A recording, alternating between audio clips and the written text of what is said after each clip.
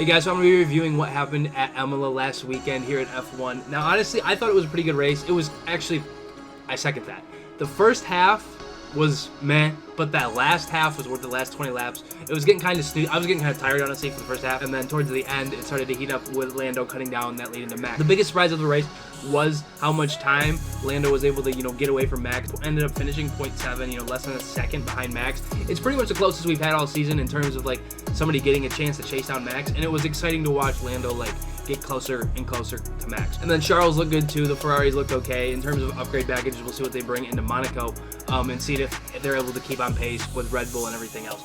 Now, we're going to have to see how Monaco goes, because Monaco is just really technical in terms of the qualifying is essentially the race. But the biggest surprise, honestly, of this whole weekend was probably Checo. He's definitely going to perform better if they want to keep extending that lead.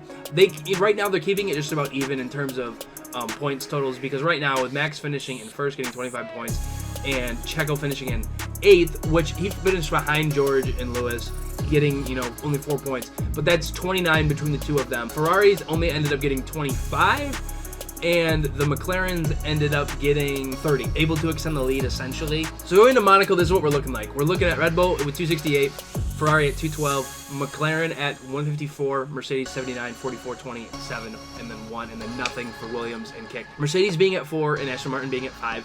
I feel like those are locked up. I don't think either of them are going to pass each other, and I don't see either of them getting close to third either, getting close to McLaren, Ferrari, or Red Bull at all. So I feel like 4 and 5 are pretty much locked to start the season. Mercedes will probably get 4, and Aston Martin will probably get 5. 1, 2, 3 for Ferrari, Red Bull, and McLaren. We can see. I feel like this gap between Ferrari and McLaren is just going to keep closing, and we'll get a really, really close battle between the two of them for P2 like we had last year with Ferrari and Mercedes. But I don't know how this is going to work when it comes to Red Bull. If Checo keeps performing bad, or if they have a race where there's a DNF like we had in Australia, they're going to have a lot harder time extending that gap, a decently sized lead. So going into this, we really don't know how much they're going to extend that, but if I had to put my money on it, I bet that Max will be able to do that. So this is what I had for my fantasy lineup for last weekend. I have a general idea of what I want to do, but this is what we had for last week. Now, I really should have switched out Red Bull for McLaren. Now, I was okay with it. Now, in this league that I'm in, I was just with a couple buddies. We didn't do any of the chips. They didn't want to. That was their decision, and I just agreed with it. I'm just playing with whatever anyone wants to do. Charles for my driver of the day boost was probably, I was okay with the decision.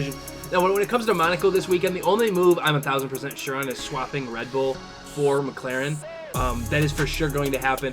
And the only other thing I was contemplating on switching would be Alex Albon. I was going to pull him out. I just don't trust Williams at all this year, in terms of fantasy. It just doesn't make sense. And then in terms of another driver, I was honestly thinking of going with Lance. Because really, in terms of value here, I don't know who else is even worth taking. I literally cannot come up with one. I could go with Danny, but I just want, with Monaco, you want someone that's going to qualify well. I'm not saying Lance Stroll is going to qualify well, but I really don't trust anybody else here. I could go with Kevin Magnussen and just hope he goes up in price. The goal of what I want with this is I think the best possible team right now you could get is Ferrari, McLaren. You pull Charles out, and you drop Max in here. And for me to be able to do that, I'd have to take a point penalty right now, and then I'd have to also put Logan Sargent in here, which is something I really don't want to do right now. I can afford this, but I would lose 10 points this weekend. Now, if you go to f1fantasytools.com, this is like a whole chart that shows you pretty much the best possible teams you can get. These are just based off estimates for this weekend.